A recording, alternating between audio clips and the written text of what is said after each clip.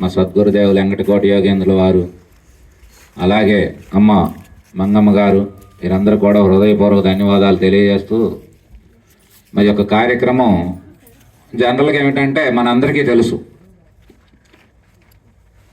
మనం పుట్టినటువంటి మన జన్మ తీసుకున్నటువంటి తల్లిదండ్రులు, జన్మనిచ్చిన తల్లిదండ్రులు, వారు మనల్ని పెంచి పెద్ద చేయటం, వారు మనకు అనేక రకమైన కార్యక్రమాలు, చదువుల దగ్గర నుంచి, వివాహాల దగ్గర నుంచి, ఇట్లా అనేక రకమైనటువంటి ఒడిదుడుకులు జీవితంలో వచ్చే అన్ని వీటికి బాధ్యత వహిస్తూ తల్లిదండ్రులు చక్కగా మనం యొక్క కార్యక్రమాలన్నీ వాళ్ళు చూసుకుంటారు. అలాగే మనం పెద్ద వయసు వచ్చిన తర్వాత ఆ తల్లిదండ్రులకి ఏం కావాలో మనం చూసుకుంటాం. ఇది జీవన విధానంలో జరిగేటువంటిది. కానీ మరి ఈ యొక్క కార్యక్రమం ఎందుకో తక్కువ మందికి గ్రామంలో ఏళ్ల మీద లెక్కబెట్టినటువంటిగానే ఈ యొక్క కార్యక్రమం ఉంటుంది. కారణం ఏమిటి? ఇది భక్తుల పరమైన కార్యక్రమం అని చెప్పి మనందరం ఈ యొక్క సమావేశంగా ఇప్పుడు మనం రావటం జరిగింది. భక్తులకి అంటే మనలో ఉన్నటువంటిది అనేక రకాలుగా, మనం అంటే ఒకటి కాదు. ఇప్పుడు ఆమె జీవితంలో వ్యక్తిగత బంధాలు కొన్ని ఉన్నాయి. ఆ బంధాలకు సంబంధించినటువంటి కార్యక్రమాలన్నీ కూడా మొన్న వాళ్ళు వంశపరమైన మనకు ఏ సాంప్రదాయం అయితే ఆ సాంప్రదాయపరమైన కార్యక్రమాలన్నీ ఆ బంధువర్గం, ఆ మిత్రులు వాళ్ళందరూ కలిశారు. ఆ కార్యక్రమం మనం చక్కగా కుటుంబ సభ్యులు వారి స్థాయిలకు తగ్గట్టు బ్రహ్మాండంగా చేసుకోవడం జరిగింది. మరి ఈ కార్యక్రమం ఎందుకు చేయాలి అంటే, మేము కరాలపాడు గ్రామంలో కానీ ఇట్లా అనేక చోట్ల మహాత్ములు అందరూ కూడా మనందరికీ భక్తులతో మనకు సాంగత్యం ఉంటుంది. అంటే ప్రతి గ్రామంలో భక్తులు ఎంతమంది ఉంటారా అంటే, ఈ ఆడున్నా కూడా ఒక 10 నుంచి ఒక 40-50 మంది భక్తులు బాగా సహచర్యంగా ఎప్పుడూ కూడా కల్మషం లేని మనసుతో వాళ్ళకి ఆ పరిచయమే ఎక్కువగా ఉంటుంది. ఇప్పుడు నాకు మీరు వ్యక్తిగతంగా కొంతమంది బంధాలు ఉన్నటువంటి వాళ్ళకి భక్తి బంధంతో నాకు పెద్ద బంధం ఉండదు. భక్తి బంధం ఉన్నటువంటి బంధాలు ఉన్న వాళ్ళతో వ్యక్తిగత బంధాలు ఉండవు. ఎందుకంటే అట్లా బంధాలు ఉన్నటువంటి ఆ బంధానికే ఈరోజు ఈ యొక్క కార్యక్రమం జరుగుతూ ఉన్నది. ఇది ఎవరికి జరుగుతున్నది? ఆమెలో ఉన్నటువంటి భక్తుడికి, ఆమెలో ఉన్నటువంటి జ్ఞానికి, ఆమెలో ఉన్నటువంటి సేవా తత్పరత కలిగినటువంటి వ్యక్తికి, అట్లా ఒక 4-5 భావాలు ఈ యొక్క సమాజపరంగా, దైవపరంగా తనలో తాను వెతుక్కొని ఏది తనను తాను తెలుసుకోగలిగిందో దానికి సంబంధించి మాత్రం ఇవి జరుగుతూ ఉంటాయి. అంటే మనం కుటుంబ పరంగా ఇప్పుడుదా చేసుకున్నాం. కానీ మరి ఈ కార్యక్రమం ఎందుకు చేయాలి అంటే, మరి అందరూ వచ్చి అనేక రకాలుగా మా దేహం విడిచిపెట్టిన రోజు అందరూ వచ్చి పలకరిస్తారు, అందరూ చూస్తాం. కానీ ఎంతమంది చూసినా ఆ మనిషిలో అనేక రకమైనటువంటి భావజాలాలు, ఆ భావాలు, ఆ బంధాల కోసం ఎదురు చూస్తూ ఉంటాయి. ఏ బంధాలు? భక్తుడుగా పలకరించిన బంధం, భక్తుడుగా కలిసి జీవించిన బంధం, భక్తుడుగా తను మరి 20 సంవత్సరాలు ఒక ఆశ్రమంలో ఉన్నదంటే ఆశ్రమం బంధం ఆమెలో ఎంత పెనవేసుకొని ఉంటుంది. ఆశ్రమానికి సంబంధించిన బంధాలన్నీ ఎంతో మంది వచ్చి కూర్చునేవాళ్ళు, ఎన్నో మంచి విషయాలు, చెడ్డ విషయాలు, అనేక రకమైనటువంటి సృష్టి రహస్యాల మీద వాళ్ళు పరిశోధనలు చేసేవాళ్ళు, మనసు మీద పరిశోధనలు చేసేవాళ్ళు. ఇట్లా ఈ చేసిన ఆ బంధాలన్నీ కూడా ఆ బంధం 20 సంవత్సరాలు కొనసాగింది. మరి ఆ బంధాలన్నింటికి ఏమిటి సమాధానం అంటే, ఆమెలో ఉన్నటువంటి ఆ భక్తుడికి, ఆ బంధానికి, ఆ జ్ఞానమూర్తికి ఆరాధన కార్యక్రమాలే ఈ యొక్క భక్తి కార్యక్రమాలుగా మనం పెట్టుకునేది. మేము కొన్ని చోట్ల మా గ్రామంలో, ఎందుకంటే 20 సంవత్సరాలుగా ఈ కార్యక్రమాలు మనం చేస్తున్నాం. వ్యక్తిగతంగా వాళ్ళు చేసుకుంటారు. కానీ 40వ రోజు మనలో ఉన్నటువంటి మనకి ఎన్నాళ్ళుగా ఒక 10 ఏళ్ళో 20 ఏళ్ళో 30 ఏళ్ళో మనకు కలిసి ఉన్న బంధం, ఏ బంధం అయితే భక్తి భావనతో కూడుకున్న బంధం ఉన్నదో ఆ బంధానికి మనం గుర్తుగా మనందరం ఒక చోట కూర్చొని మనకి ఏదైతే వారితో ఉన్న పరిచయాలు, బంధాలు, ఎన్నో కార్యక్రమాలు, కార్యాచరణ ఎంతో జరిగింది, అలాంటి బంధాలన్నింటిని కూడా మనం గుర్తు చేసుకోవాలి. అలా చేసుకునేటప్పుడు ఏమిటి దానివల్ల చేయటం వల్ల అంటే, చేసుకోవటం వల్ల ఆ పాత్రకి, ఆ భక్తుడికి, ఆమెలో ఉన్నటువంటి ఆ సేవామూర్తికి గౌరవ స్థానం కలిగినట్టు లెక్క. ఇప్పుడు ఈ కార్యక్రమం చేస్తున్నాం, ఈ బజారు మనకు తెలిసి దరిదాపుగా ఎవరు చేసి ఉండకపోవచ్చు. కానీ మరి ఆమె జరుగుతుందంటే రేపు పొద్దున ఇక్కడ ఉన్నటువంటి వాళ్ళు కానీ ఇప్పుడు చూస్తున్నటువంటి వాళ్ళు ఎందుకు చేస్తున్నారో ఆమె కానీ ఎవరో తెలియనటువంటి పిల్లవాళ్ళు అడుగుతారు, అయ్యా ఇది ఆమె ఇందుకు కోసం చేస్తున్నాం. ఒక 20 సంవత్సరాలు అనుకోకుండా భగవంతుడు ఆమె జీవితంలో ఒక దురదృష్టం, ఒక అదృష్టం ఇచ్చాడు. ఒక దురదృష్టం ఏమిటి? అందరూ జీవించాల్సిన జీవితాన్ని కోల్పోయింది. కానీ అదృష్టం ఏమిటి? ఆమె జీవితాన్ని వ్యర్థం చేసుకోకుండా భగవంతుని పట్టుకుంది, ఆశ్రమంలో జీవించింది. మరి ఇప్పుడు చెప్పారు భగవద్గీత, భగవద్గీత అనేది మనకి ఒక అమృత స్వరూపం. దానిని సేవించామనుకో మరణం లేదు. వాస్తవానికి మనకి చూడటానికి జన్మించడం మరణించడం జరుగుతున్నదే కానీ మన భగవద్గీత ప్రకారం జనన మరణాలు లేవు, మార్పు ఉన్నది అంతే. అంటే ఈ శరీరాన్ని విడిచి ఇంకొక కొత్త శరీరాన్ని షర్టు మార్చుకున్నట్టుగా మార్చుకోవడమే తప్ప నీకు లోనున్నటువంటి ఆత్మ చైతన్యానికి మరణం లేదు అని మనకు భగవద్గీత స్పష్టం చేసింది. అలాంటి మరణం లేనటువంటి మరి ఏదైతే ఆత్మ ఉన్నదో ఆ ఆత్మ అనేది అనేక రకాలుగా రూపాంతరం చెందుతా మారుతా ఉన్నదే తప్ప దానికి మరణం లేదయ్యా అని చెప్తే, ఆ మరణం లేనటువంటి దానిని కనుక్కోవటంలోనే ఈ భక్తి భావాలన్నీ పనిచేస్తూ ఉంటాయి. అలా ఆ యొక్క రహస్యాలన్నీ వెతికి తెలుసుకునే కొద్దీ ఆ మనుషులకి ఏమైందంటే మనసు నిర్మలత్వాన్ని పొందుతారు. వాళ్ళు అందరితో హాయిగా ప్రేమగా ఉంటారు. ఎవరికి మరి ఎప్పుడు ఈర్ష, అసూయలు, ద్వేషాలు, కాంక్షలు ఇవన్నీ చాలా తక్కువగా ఉంటాయి. అలా జీవించేటువంటి విధానంలో ఆమె చక్కగా ఆమె జీవితాన్ని, వ్యక్తిగత జీవితం కోల్పోయినాననే భావన లేకుండా భక్తి భావనతో, ఆశ్రమ సాంగత్యంతో, మహాత్ముల యొక్క పరిచయాలతో, భగవద్గీత యొక్క జ్ఞానామృతంతో చక్కగా పరిపూర్ణ జీవితాన్ని గడిపిందాం. ఇది వ్యక్తిగతంగా మనిషి అనే జీవి తరించడానికి ఈ మార్గాల ద్వారా ఇవన్నీ జరుగుతూ ఉంటాయి. ఇవన్నీ జరుగుతున్నాయి, ఇట్లా జరిగిందయ్యా, అందుకే ఆమెకు మనం ఈ ఆరాధన కార్యక్రమం చేయాలి అని చెప్పి మనం గ్రామాల్లో భక్తులుగా, ముఖ్యంగా ఏమిటంటే మనం ఇవాళ ఈ కార్యక్రమం జరుగుతున్నది. ఈ కార్యక్రమం వారి కుటుంబానికి కొంతమంది బాగా ఇష్టంగా చేసేవాళ్ళు ఉంటారు, కొంతమంది కష్టంగా చేసేవాళ్ళు ఉంటారు. అయినా మనం ఏం చేయాలంటే మనందరం ఇప్పుడు నేను వాళ్ళు చెప్పదలుచుకున్నది ఏమిటంటే, మన భక్తులు అనేటువంటి మన సాంగత్యం ఒక 40 మందో 50 మందో గ్రామంలో ఉంటాం. కానీ మనందరం ఒక బాధ్యతగా ఈ కార్యక్రమాన్ని తీసుకోవాలి. మేము కొన్ని కార్యక్రమాలు వెళ్తే కొంతమంది కుటుంబ సభ్యులు ఏమిటంటే ఇష్టంగా బాగా ఖర్చు పెట్టుకొని బ్రహ్మాండంగా చేసే వాళ్ళు ఉన్నారు. కొంతమంది అయ్యా మా వల్ల కాదులే కానీ ఏదైనా ఖర్చు ఉంటే మీరు చేయండి అంటే, మేముగా అమ్మది ఒక ఫోటో పెట్టి, పక్కన శివపార్వతుల ఫోటో పెట్టి, చక్కగా ఓ మాండ పులిహారం వండి భక్తులందరం కూర్చొని ఆమెతో మనకున్న బంధాన్ని పంచుకునేవాళ్ళు. అట్లా ప్రతి భక్తుడికి, ఎందుకంటే శరీరం అనేది ఎలా సృష్టించబడిందో ఏదో ఒక రోజు అది తిరిగి మళ్ళీ నశించాల్సిందే. అది ఎవరికి, పంచభూతాలు సైతం కూడా సృష్టించబడిన ప్రతి ఒక్కటి నశించవలసిందేనన్నది అది పరమార్థిక సత్యం, అందులో ఏం అనుమానం లేదు.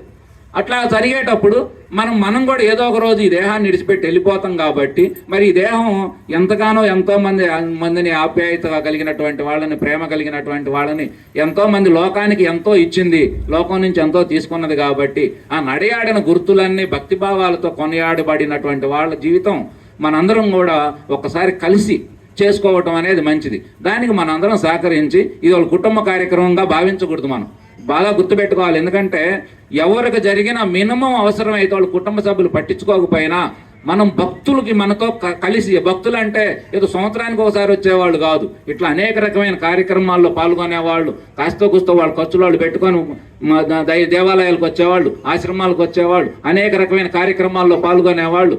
అట్లాంటి వాళ్ళు అనివార్య కారణాల చేత దేహాన్ని విడిచిపెడితే వారిని ఆ రోజు వారి కుటుంబ సాంప్రదాయాల్లో వాళ్ళు చేసుకుంటారు.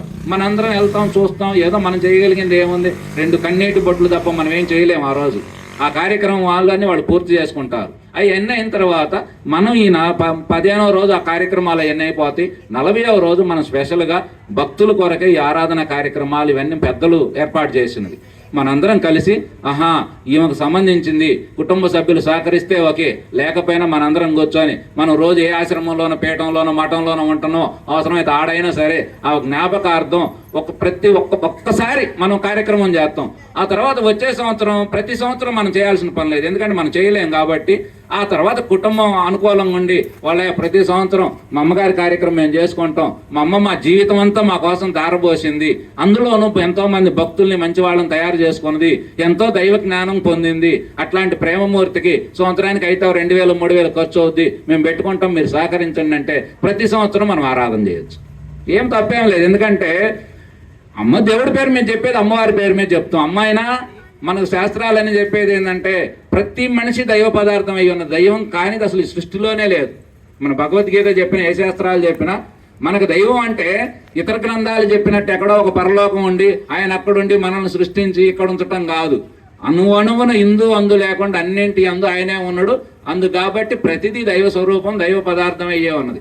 అట్లాంటి దైవాన్ని వెతికి పట్టుకొని ఆ దైవం తానేనని తెలుసుకునేదాకా ఈ జీవికి పని ఉన్నది. కాబట్టి అవన్నీ తెలియాలంటే ఈ యొక్క భక్తి భావన అనేది భక్తుల సాంగత్యం, భక్తుల ద్వారా, మన శాస్త్ర జ్ఞానం ద్వారా, గురువుల సాంగత్యం ద్వారా ఇట్లా ఆశ్రమాలు, మఠాలు, మందిరాలు, దేవాలయ వ్యవస్థ ఇవన్నీ ఏర్పడింది. ఎందుకంటే మానవుడిని ఉద్ధరించడానికి. ఏదో పుట్టినం, పెరిగినం, తిన్నాం, పోయినం అంటే అది ఇతర జీవులన్నీ కూడా మనకు రోజు మన వాళ్ళు చెబుతుంటారు 84 లక్షల జీవరాశులు ఉన్నాయా అని. 84 లక్షల జీవరాశులు కూడా మనలాగే తింటవి, మనలాగే నిద్రపోతాయి, మనలాగే ఆడామగ సంపర్కం ఉంటుంది, మనలాగే అనేక రకాలకు ఉంటాయి. కానీ వాటికి మనకి తేడా ఏమిటంటే మనకు విచక్షణ జ్ఞానం మానవుడికి మాత్రమే ఉన్నది. ఏది మంచి, ఏది చెడు, ఏది చెయ్యాలి, ఏది చెయ్యకూడదు, ఏది తినాలి, ఏది తినకూడదు, ఇవన్నీ మానవుడికి మాత్రమే తెలుసు. అంతేకాదు విచక్షణలో నుంచి వివేక జ్ఞానం ఉన్నది. వివేకం అంటే ఏమిటి? అందులో ఉన్నటువంటి మంచి చెడును వేరు చేసి మంచిని మాత్రమే తీసుకోగలడు. అలా తీసుకునేటువంటి జ్ఞానం కలిగినటువంటి వాడు ఈ యొక్క మానవ దేహం. అట్లాంటి మానవ మేధస్సు కలిగి ఉండి మనం జీవితాన్ని నువ్వు ఎట్లా నిన్ను ఉద్ధరించుకోవాలో, నిన్ను ఎట్లా తెలుసుకోవాలో, నీ యొక్క దైవాన్ని ఎట్లా అర్థం చేసుకోవాలో ఇవన్నీ చేసుకోవాలయ్యా మానవ జన్మ అని చెప్పి మహాత్ములంతా కంఠాపదంగా చెప్తా ఉన్నారు. అలా తెలుసుకున్నటువంటి వాడు ఎవరైతే నిన్ను నీవు తెలుసుకుంటావో ఆయనే భక్తుడుగా, శిష్యుడుగా, గురువుగా, దేవుడుగా, దైవంగా తన అన్ని పాత్రలుగా మారిపోతాడు. అట్లాంటి వాళ్ళని ఈరోజు లోకంలో మనందరం పూజించేది, ఆరాధించేది వాళ్ళనే. ఎవరైతే అలా తెలుసుకుంటారో, అలా తెలుసుకున్న వాళ్ళు ఎలా ఉంటారు? అంత సమాజాన్ని దైవంగా భావిస్తారు.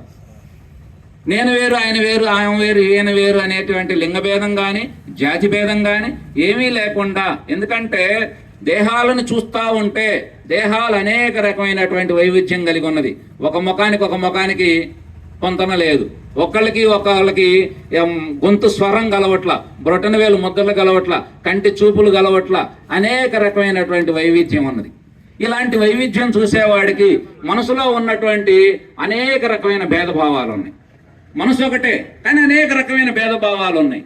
అలాగే ఇంత వైవిధ్యం ఉన్న దేహాలు, అంత వైవిధ్యం ఉన్న మనసు, ఈ రెండింటికి ఆధారమైనది ఆత్మ ఒక్కటే.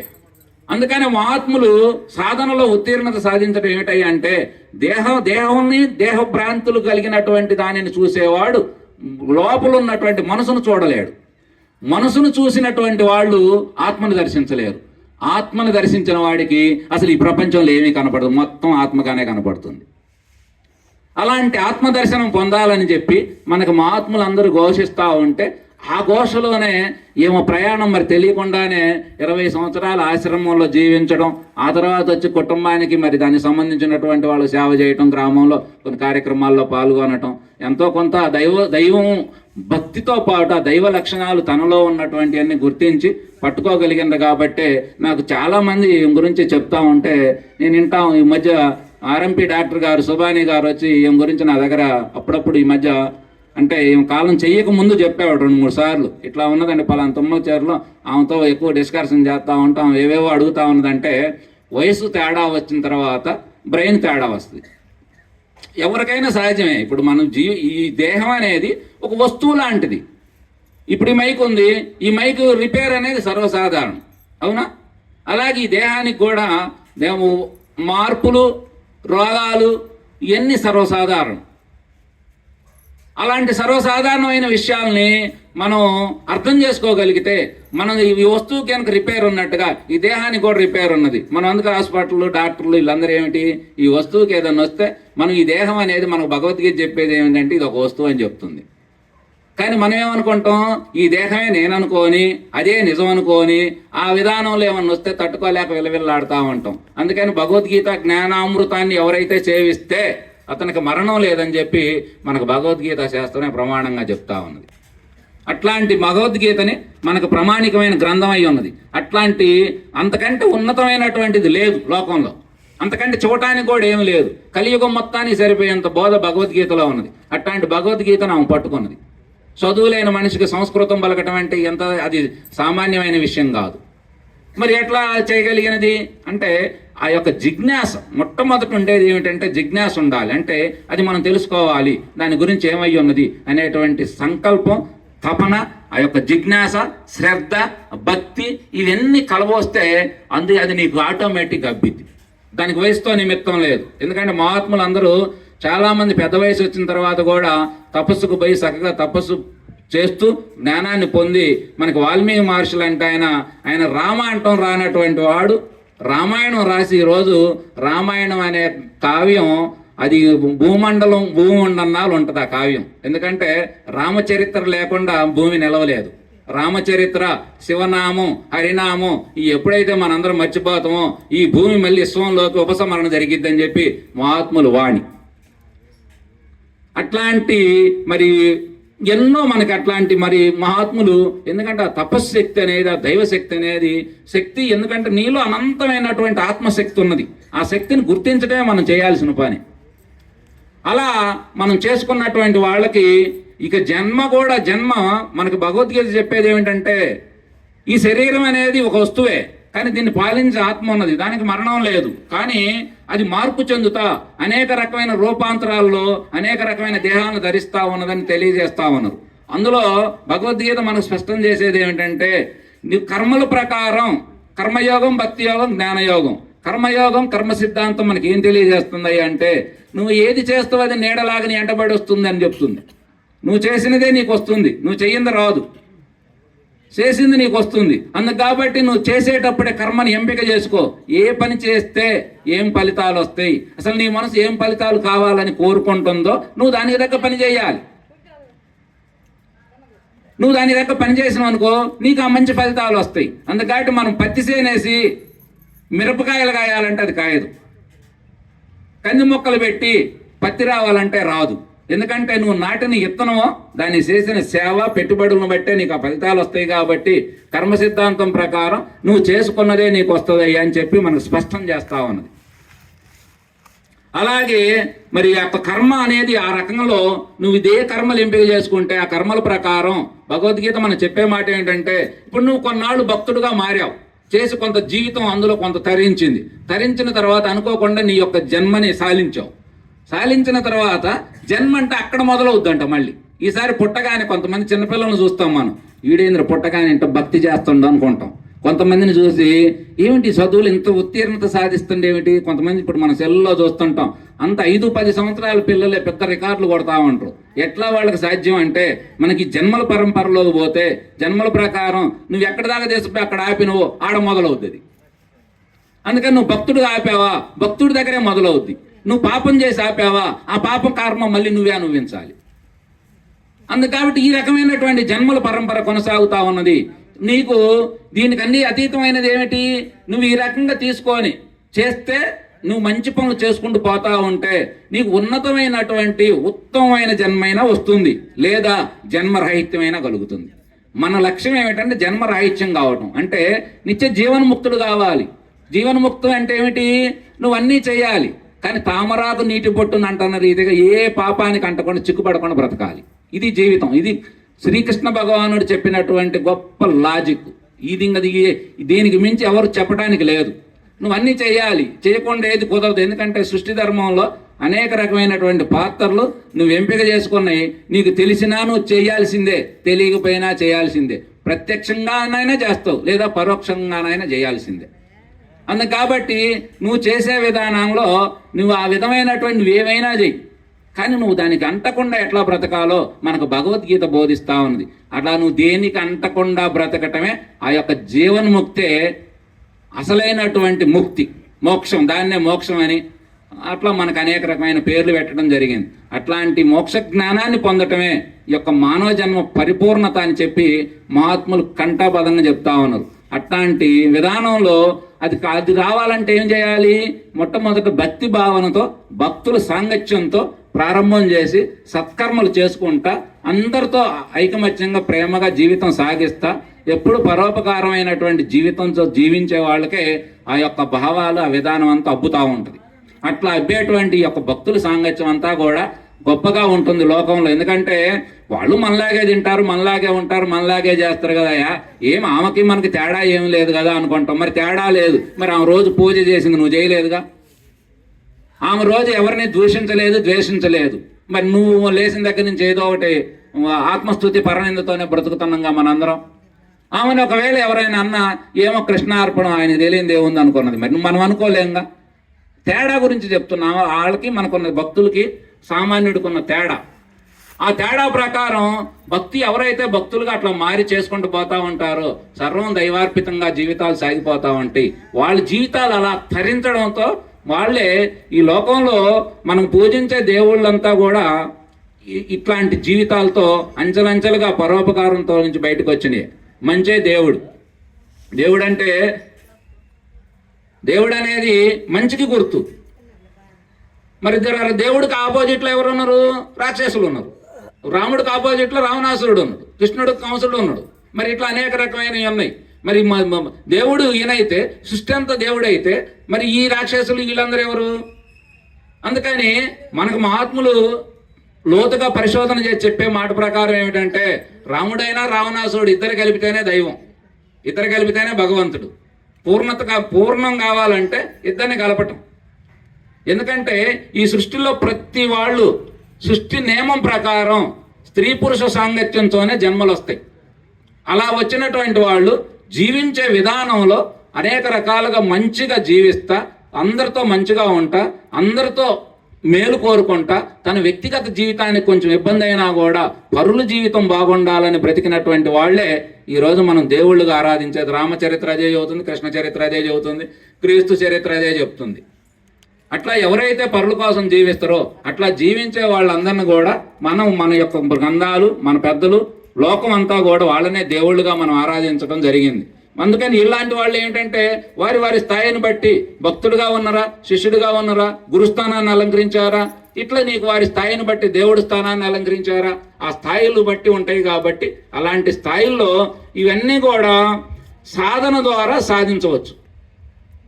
సాధన లేకుండా ఏదీ రాదు. ఎందుకంటే సాధన అనేది సాధన చేయమురా నరుడా సాధ్యం కానిది లేదు అని మనకి పాట విన్నాం మనందరం. ఇందులో ఇంకొక లోతైన రహస్యం ఏమిటంటే, ఇప్పుడు నువ్వు ఏదైతే అయ్యున్నావో అది నువ్వు సాధన చేయబట్టే నువ్వు అయిను. ఇప్పుడు ఒకవేళ నువ్వు కూర్చొని దుఃఖితురాలు అయిను అనుకోండి, నీ దుఃఖానికి నీవే కారణం. నీ దుఃఖం నీ సాధన వల్లే నీకు అది అలవడింది. కాకపోతే ఆ రహస్యం మనకు తెలియదు. మళ్ళీ ఇంకొకటి ఏమిటి, సాధన చేస్తే దేన్నైనా సాధించవచ్చు అంటారు. అంటే అర్థం ఏమిటి, నీకు ఇప్పుడు ఉన్నది నచ్చలేదనుకోండి, ఈ జీవితం బాగలేదయ్యి అంటే రేపొద్దున ఇంకొక జీవితానికి నువ్వు మార్చుకోవచ్చు. నీ చేతుల్లో ఉంది, రిమోట్ లాగే ఉంటుంది జీవితం, నువ్వు మార్చుకోవచ్చు. కానీ మనం మార్చుకోవడానికి ఇష్టపడం. అదే జీవితం, అదే సర్ది బ్రతుకులకు అలవాటు పడి అదే తప్ప కొత్తగా జీవించడానికి మనం ఇష్టపడం. అందుకే మహాత్ములు చెప్పే మాట, సాధన చేస్తే నువ్వు ఏదైనా సాధించవచ్చు చెప్పారు. ఇప్పుడు ఉన్నది కూడా నీ సాధన వల్లే వచ్చింది. వద్దకపోతే నువ్వు మార్చుకో, మళ్ళీ మార్చుకోవడానికి కూడా నీకు అవకాశం ఉంది. సాధన అంటే ఏమిటంటే, నీవు ఏదైతే నువ్వు ఆలోచిస్తా ఉన్నావో, ఏదైతే నువ్వు చెప్తా ఉన్నావో దానికి దగ్గరగా జరిగి అది నీవుగా మారటం. సాధన అనే పదానికి అర్థం అది.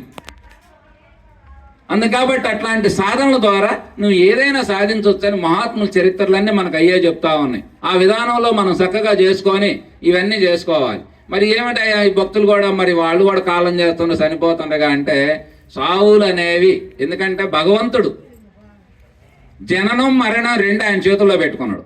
మిగతాది మొత్తం నీ చేతుల్లో ఉంది జీవితం. ఈ మధ్యలో ఉన్న జీవితం అంతా నీ చేతుల్లో ఉంది. నువ్వేం కావాలనుకుంటే అది కావచ్చు. కానీ ఈ రెండు మాత్రం ఆయన దగ్గర ఉంటుంది.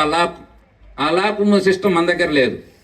కాబట్టి ఎంతటి వారైనా సరే ఆ యొక్క జనన మరణాలు అనేవి సర్వసాధారణం అంతే. ఎందుకంటే మనకి హిరణ్యకశిపుడు లాంటి వాడు ఏ రకంగా కూడా మరణం లేనటువంటి వరాన్ని పొందిన ఎక్కడో ఒక చిన్న లాజిక్ ఉంటుంది. దాని ద్వారా మళ్ళీ ఆయన కూడా ఆ కాలగర్భంలో కలిసిపోయాడు. కాబట్టి మనకి ఈ జనన మరణాలు అనేవి ఆయన దగ్గర ఉంటాయి. అది ఆయన డిపార్ట్మెంట్.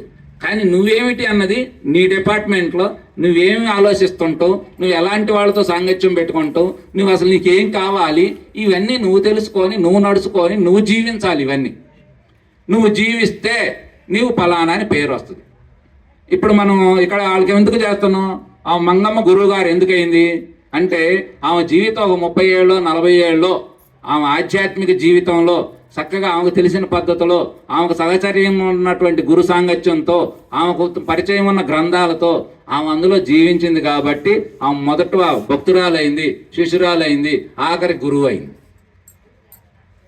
అలా గురువు ఆ ఒక్కతే ఇదయ్యాన్ని ఇతరులు కాలేరంటే ఎవరు జీవితాన్ని పెట్టినా కావచ్చు.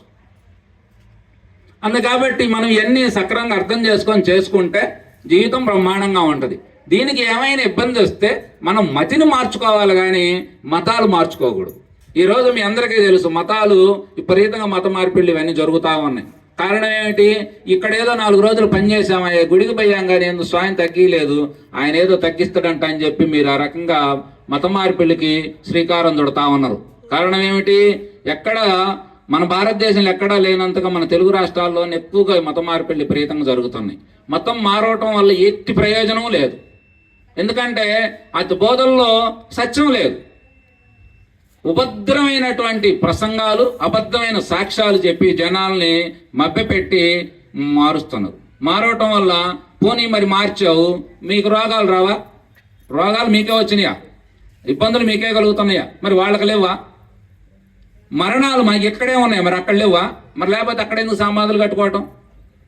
అందుకని సత్యం ఏమిటయ్యా అంటే అర్థం చేసుకోని దైవం అనేది ఒకటే ఉన్నది, దేవుళ్ళు అనేది అనేక రకాలుగా ఉన్నారు. వాళ్ళంతా కూడా మనకు మార్గదర్శకులు, మంచిని బోధించి మంచిగా జీవించమని మనకు బోధించినటువంటి మహాత్ములే అని చెప్పి అర్థం చేసుకోవాలి. కానీ ఇదంతా కూడా ఒక రకమైన వ్యాపార కేంద్రాలుగా భక్తిని కూడా అట్లా మార్చుకొని మీరు ఇట్లాంటి ప్రవచనాలు రోజు ఈ మైకుల్లో మనం ఎక్కువ వింటూ ఉంటాం. ఈ రకంగా చాలా మంది తెలిసిన వాళ్ళందరూ మారిపోతా ఉన్నారు. మారిపోవటం వల్ల ఏమవుద్దంటే మంచిదే కదా, ఏ దేవుడైనా దేవుడు ఒకడేం చెబుతుంటారే, దేవుడు మరి అయినప్పుడు ఏ దేవుడు అయితే అంటే ఆ దేవుడు అంటే భారతీయ యొక్క సంస్కృతి ప్రపంచంలోనే అత్యుత్తమైనటువంటి గొప్ప స్థానం. ఎందుకనంటే ఏకత్వంలో భిన్నత్వం, భిన్నత్వంలో ఏకత్వం. అంటే సర్వాన్ని నిన్ను, నీలో సర్వాన్ని దర్శింపజేసేటువంటి జ్ఞానం మన భగవద్గీత మనకు అందించింది. ఆ గీత ద్వారా మన జీవితాన్ని మనం తరింపజేసుకోగలం. సర్వాన్ని ప్రేమగా చూసి ఎక్కడికి ఏ గుడికైనా పోగలం, ఏ ఎక్కడ మసీదులోనైనా కూర్చోగలం, ఎవరు ప్రసాదం పెట్టినా తినగలం. ఎందుకంటే దైవం మనకు అర్థమైంది. దైవ లక్షణాలు ఏమిటి? సర్వం దైవంగా భావించడం, అంతే తప్ప నువ్వు వేరు నేను వేరు అనేది కాదు. నువ్వు వేరు నేను వేరు అనేది అసలు అది దైవ లక్షణాలు కాదు, అది భక్తి కాదు. అందుకని మనం ప్రహ్లాదుని తీసుకోండి, చరిత్రలో మొత్తం ఎక్కడెక్కడ తీసుకున్నా కూడా అంతటా అందరిలో అన్నీ తానయ్యి ఉన్నదే భగవంతుడు. కాబట్టి అట్లాంటి భగవతత్వాన్ని మనం అర్థం చేసుకొని ఏమైనా మనలో ఉన్నటువంటి మన కర్మల ప్రకారం వాస్తవానికి మనకి నువ్వు చేసుకున్న కర్మలే నువ్వు ఈరోజు ఏదైనా దుఃఖపడుతున్నావు, బాధపడుతున్నావు అంటే నువ్వు ఇవాళ చేసి ఉండకపోవచ్చు. ఇప్పుడు ఈరోజు చెట్టేస్తాం, ఈరోజే మనకి పంటనిస్తుందా? ఇవ్వదు. ఈరోజు నువ్వు చేసినది ఈ జన్మకు అనుభవిస్తావా లేకపోతే ఇంకా 16 జన్మలు పట్టిద్దా అనేది మనం చెప్పలేం. అది నువ్వు చేసే స్థాయిని, ఆ స్థానాన్ని బట్టి ఉంటుంది. కాబట్టి అట్లాంటి విధానంలో మనం జీవించాలంటే మొట్టమొదట మనం తెలుసుకోవాల్సింది ఏమిటంటే ఈ సృష్టిలో మంచి చెడులు అనేవి 2 ఉన్నాయా. మంచిగా జీవించాలి. మంచిగా జీవించినటువంటి వాడి జీవితం ఎప్పటికైనా, అందుకని మన మహాత్ములు చెబుతారు మంచి ఎప్పుడు మంచేనాయా, సత్యం ఎప్పుడు అయినా విజయం సాధిస్తుంది, సత్యమేవో జయతి. సత్యం ఎట్లా జయిస్తుంది అంటే ఎప్పుడు అసత్యం సత్యం అనేది ఈ యొక్క సృష్టి విధానంలో పోరాటం ఉంటుంది. కానీ సత్యం చివరికి మనం సినిమాలో చూస్తాం, కథల్లో చూస్తాం. అందులో హీరోని పాపం అనేక రకాలుగా ముందు ఇబ్బందులకు గురి చేస్తాడు ఎలను, కానీ తర్వాత చావు దెబ్బలు తిని చచ్చిపోతాడు. హీరోవే విజయం సాధిస్తాడు. అవునా? అట్లాగే మన జీవితంలో కూడా మంచి చెడు అనేటువంటి దాంట్లో మనం తీసుకుంటే మంచి చెడును స్పష్టంగా చూడగలిగితే మనకి అప్పుడు దాన్ని బట్టి మనం ఎలా జీవించాలో అర్థం అవుద్ది. అహంకార మమకారాలు లేకుండా స్వచ్ఛంగా జీవించగలిగితే నీవు ఎప్పుడూ కూడా సంతోషంగా ఉండగలుగుతూ. ఈ జీవితం యొక్క అసలు ముఖ్య ఉద్దేశం ఏమిటంటే దుఃఖ నివారణ, ఆనంద ప్రాప్తి. దుఃఖం అనే దాంట్లో మనం ఎట్లా నివారణ చేసుకోవచ్చు, ఆనందాన్ని ఎట్లా పొందాలి, ఈ దీంట్లో ఇదే మన జీవితం అంతా కూడా గడుస్తూ ఉంటుంది.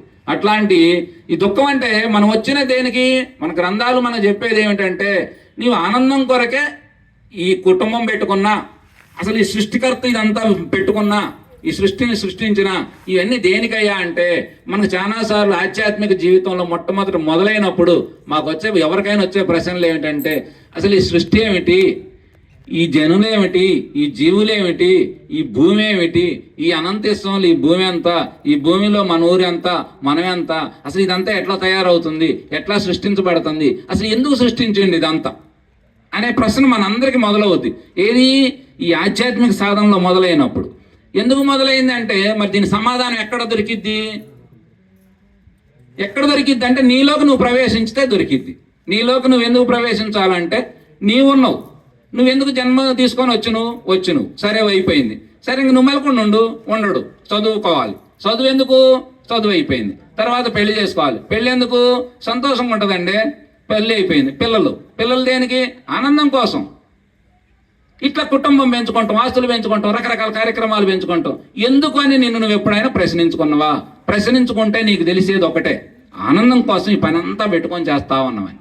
అందుకనే భగవంతుడు కూడా ఆనందం కోసం ఈ సృష్టి అంతా సృష్టించి ఇదంతా ఆనందమయంగా ఉన్నది కాబట్టి ఆ ఆనందాన్ని మనందరం అర్థం చేసుకుంటే, అందుకే సచ్చిదానందం. ఆ ఆనందాల పేర్లు ఏమిటో తెలుసా? సచ్చిదానందం, బ్రహ్మానందం. బ్రహ్మానందం ఎవరికి కలిగిద్ది? బ్రహ్మ విద్యను అభ్యసించిన వాడికి బ్రహ్మానందం కలిగిద్ది. మనం బ్రహ్మ విద్య అంటే ఏమిటి?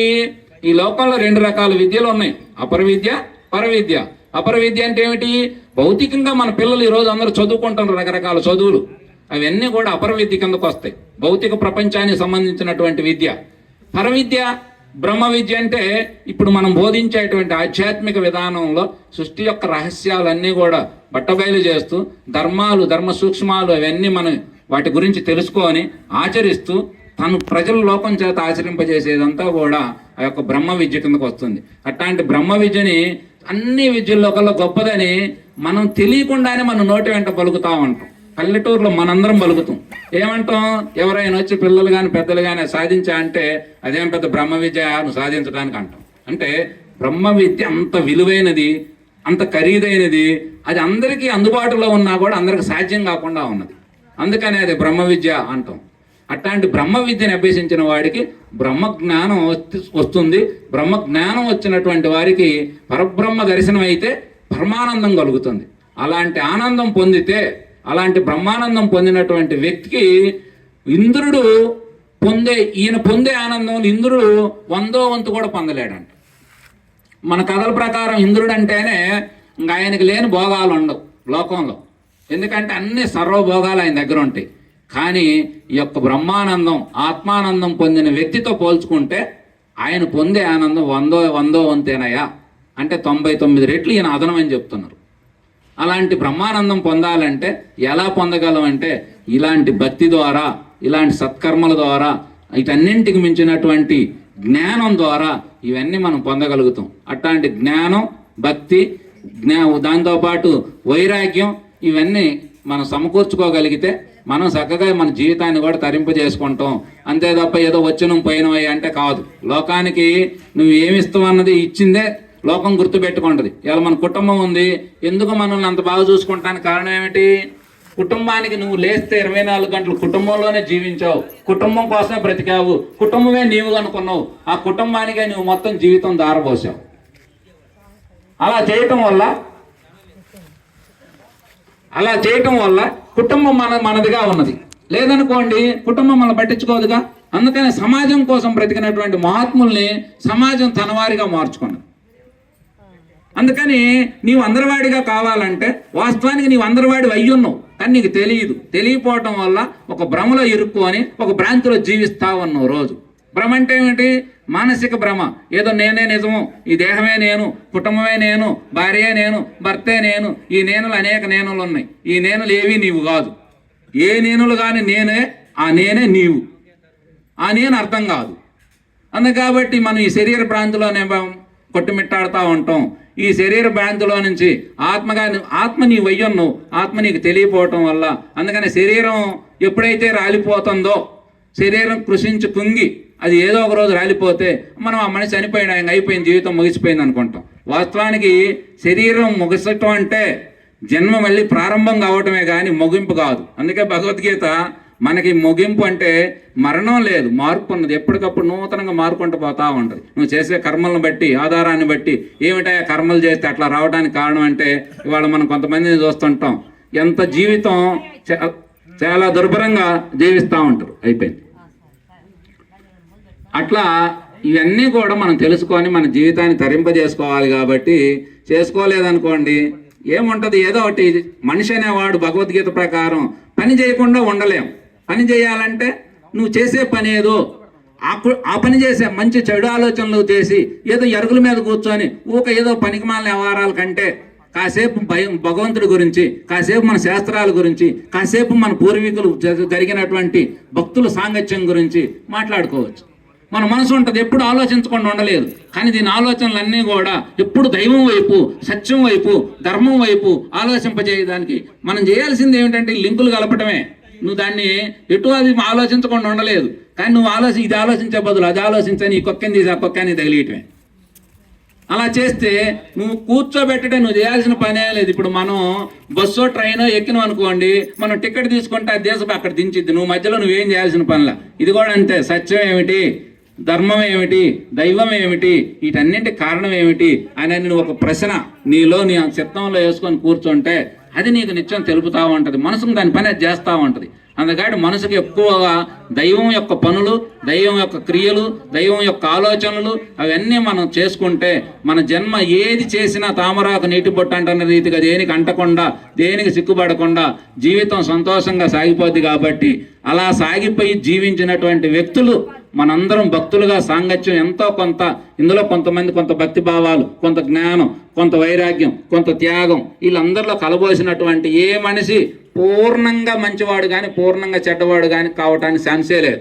ఎందుకంటే ఎంతో కొంత మిళితమై ఉంటుంది. అయితే ఎంత పర్సెంటేజ్ ఉన్నదన్న దాంట్లో మనం చూసుకోవాలి ఎక్కువగా. అందుకని ఈ భక్తుల సాంగత్యం ద్వారా జరిగేటువంటి కార్యక్రమం ముఖ్యంగా ఇట్లాంటి వాళ్ళు, ఎందుకంటే మనందరికీ ఏదో ఒక రోజు తప్పదు. ఆ ఫోటో మళ్ళీ మనందరికీ ఎవరికొకరికి ఏదో ఒక రోజు పెట్టాలి. కాబట్టి ఇలా పెట్టిన భక్తులందరూ కూడా ఖచ్చితంగా 40వ రోజు కార్యక్రమంలో మీరందరూ ఎవరున్నా లేకపోయినా 4 భక్తులు కూర్చొని 4 మాటలు 2 కీర్తనలు పాడుకోనైనా చక్కగా కార్యక్రమం. ఎందుకంటే ఆమె ఆనందపడిద్ది. నిన్నటిదా చేసిన బంధువులు వేరు, కానీ భక్తులు కూడా మనందరం పోతే ఆమెలో ఉన్నటువంటి ఒక పాత్రకి గౌరవం, ఆమెకు కూడా ఒక ఆనందం, ఇవన్నీ ఉంటాయి. ప్రజలకు ఒక ఆదర్శం. నిన్నాళ్ళు ఉన్నారా ఏదో ఈడిపోయినారు అనుకోకుండా చూసినరా వాళ్ళ సేవ ఎంత కలిసి ఉన్నారు, ఎంత బాగున్నారు. ఇవాళ కార్యక్రమం కూడా ఆమె పేరు మీద చేసుకున్నారు, ఆమె పేరు మీద ప్రసాదాలు తెచ్చుకున్నారు, చక్కగా తిన్నారు. అది నిజమైన బంధం, అది స్నేహం అంటే అని చెప్పి ఆదర్శంగా ఉండేటువంటి కార్యక్రమం ఇది గొప్పది. అందుకని ఈ కార్యక్రమం రాత్రి మీకు గట్టిగా నేను చెప్పిన ఈ కార్యక్రమం గట్టిగా చెయ్యండి.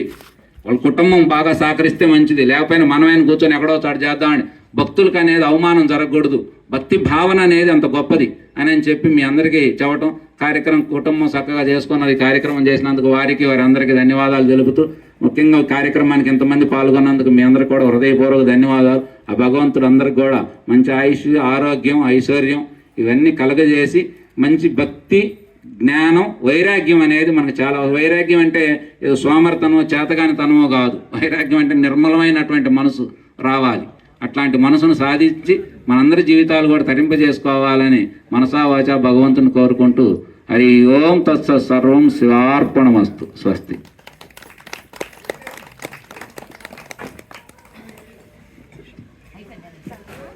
హరే కృష్ణ.